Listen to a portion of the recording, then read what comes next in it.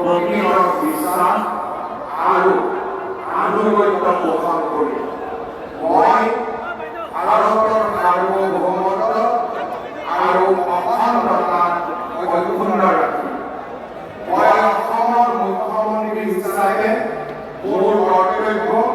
বিশ্বস্ততাৰে আৰু শুদ্ধ অন্তঃকৰণেৰে সম্পাদন কৰিম আৰু মই